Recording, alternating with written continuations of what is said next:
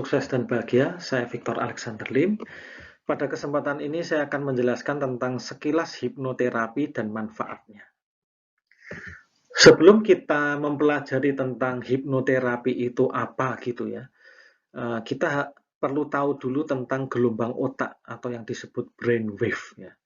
Ini agak teoritis tapi mudah dipahami kok ya. Yang pertama gelombang otak beta ya. Ini maksudnya apa? Ini adalah gelombang otak ketika kita dalam kondisi aktif, ya, dalam kondisi bekerja atau berpikir. Jadi kalau Anda sedang bekerja, melakukan sesuatu, kalau anak sekolah mungkin belajar gitu ya, atau melakukan hitung-hitungan matematika, nah itu berada pada gelombang beta. Berikutnya adalah gelombang alfa. Ya. Gelombang alfa ini adalah keadaan rileks atau santai. Jadi kalau Anda misalkan habis berlarian, capek, lalu istirahat ya, sejenak, duduk santai-santai, itu sudah alfa. Ya. Jadi bukan harus mengalami relaksasi tiduran, enggak. Anda duduk bersantai itu sudah alfa sebetulnya. Ya. Berikutnya adalah gelombang theta. Ya. Gelombang theta ini adalah mirip seperti gelombang alfa, yaitu keadaan rileks atau santai, tapi lebih dalam lagi. Ya. Kondisi bermeditasi yang mendalam, atau orang berdoa ya, sembahyang sampai khusyuk banget sehingga sangat ikhlas, sangat pasrah dan hening. Nah itu theta. Ya. Jadi lebih mendalam lagi dari alfa.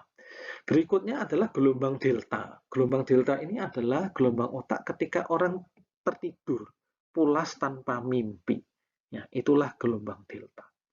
Jadi Anda cukup ingat beta, alfa, theta, dan delta. Ya, sederhana itu. Nah, berikutnya saya akan menjelaskan tentang hipnosis. Ya, fenomena hipnosis itu apa? Ya. Hipnosis itu sebetulnya bukan hal-hal yang supranatural, hal-hal yang sangat gaib ya, magis.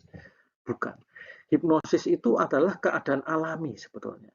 Keadaan ketika kita terfokus melihat sesuatu ya, atau ketika kita mengalami perubahan tingkat kesadaran. Jadi fenomena ini sebetulnya sering kita alami. Semua orang pernah mengalami. Ya. Seperti memusatkan perhatian pada sesuatu. Ya, ketika kita di kerumunan gitu ya, mungkin banyak hal, kita memperhatikan sesuatu objek yang menarik.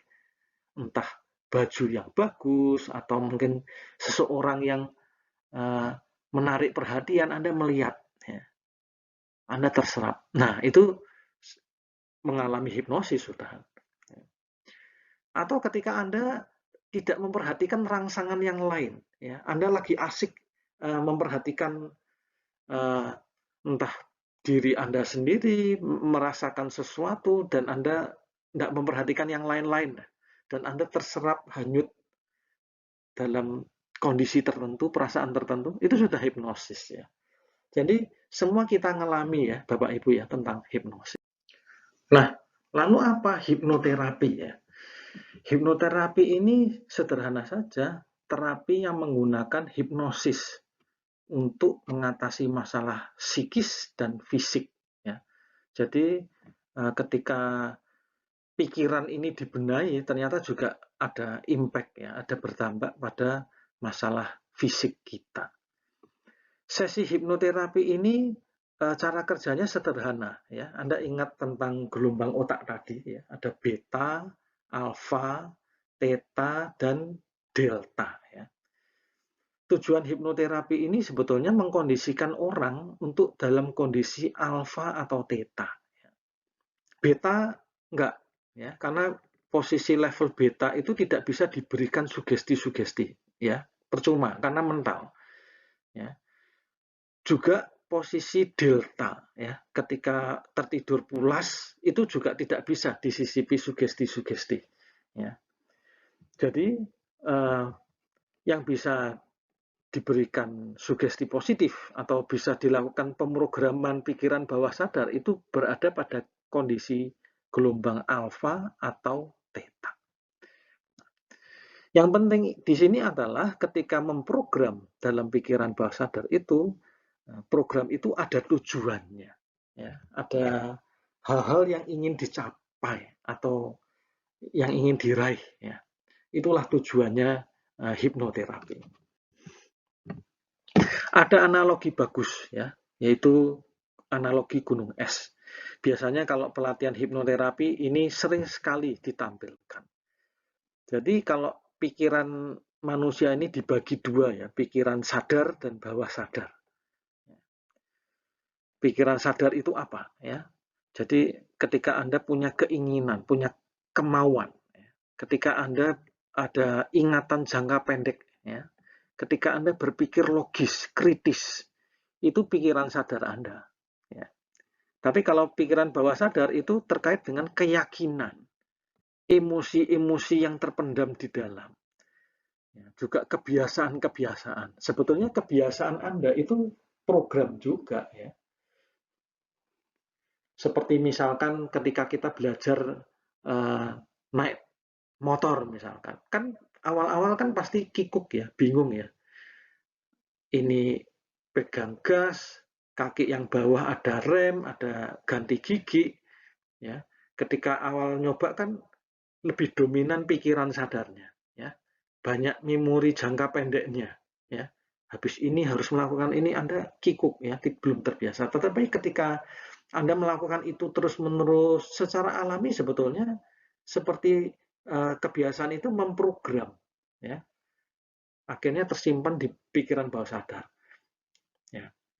Jadi ketika Anda sudah terampil naik motor, ya, ketika Anda naik motor sudah nggak banyak mikir-mikir seperti awal dulu waktu belajar pertama-tama, ya.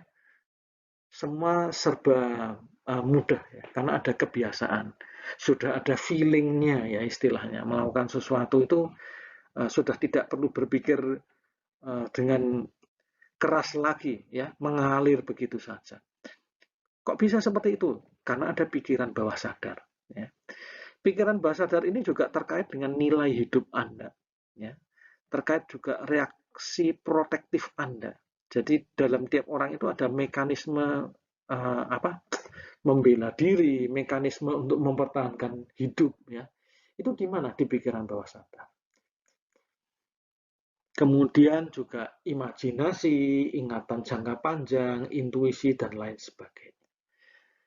Nah, kalau di prosentase, ya, itu kira-kira pikiran sadar itu 10-20% ya, mempengaruhi hidup kita. Ya. Yang paling banyak adalah pikiran bawah sadar, yaitu 80-90%. Nah, itulah mengapa dalam kelas online yang saya adakan ini, pemogaman pikiran bawah sadar, ya, keyakinan, nilai, kemudian visi, tujuan hidup, kenapa kok perlu diprogram dalam pikiran bawah sadar kita, ya?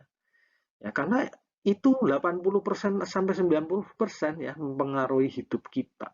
Ya. Jadi ini dengan mempelajari analogi gunung es ini sudah jelas. Ya. Jadi kalau Anda ingin meraih kesuksesan dengan lebih mudah, ya Anda harus memberdayakan pikiran bawah sadar Anda. Karena pikiran bawah sadar ini sangat powerful. Ya. Ibarat Anda punya komputer yang super canggih gitu ya.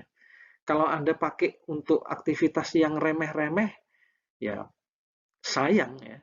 Anda punya potensi yang luar biasa di pikiran bawah sadar ini. Nah, ini tugas kita semua ya untuk memaksimalkan potensi diri, ya kita manfaatkan yang 80-90% ini. Hipnoterapi itu manfaatnya apa saja? Banyak ya Bapak Ibu. Di sini saya akan ceritakan sebagian saja ya. Bisa untuk meningkatkan rasa percaya diri, bisa untuk mengubah kebiasaan ya atau gaya hidup yang buruk kita rubah ya. Kita program ulang supaya punya kebiasaan dan gaya hidup yang lebih baik. Bisa juga untuk meningkatkan kesehatan ya, terutama penyakit yang terkait gangguan psikosomatis ya. Kemudian untuk meningkatkan kinerja dan prestasi ya, prestasi sekolah, kalau prestasi olahraga, kalau atlet ya, juga prestasi dalam bekerja, termasuk kalau Anda ingin meraih kesuksesan dalam bidang apapun. Nah, hipnoterapi ini perlu Anda perhatikan ya, karena akan sangat membantu dan memberdayakan pikiran bawah sadar Anda. Baik Bapak Ibu, itu sekilas tentang hipnoterapi dan manfaatnya. Dengan pemahaman singkat ini, paling tidak memberikan dasar pengertian bagi Anda ya, sebelum Anda melangkah untuk melakukan terapi diri, mendengarkan audio hipnoterapi yang sudah kami sediakan. Salam sukses untuk Anda.